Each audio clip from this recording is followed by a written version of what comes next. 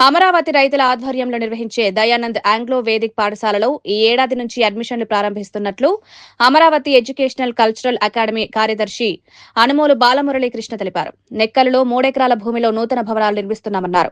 భవనాలు పూర్తయ్యే వరకు తుళ్లూరులో తాత్కాలికంగా తరగతులు నిర్వహించనున్నట్లు వెల్లడించారు.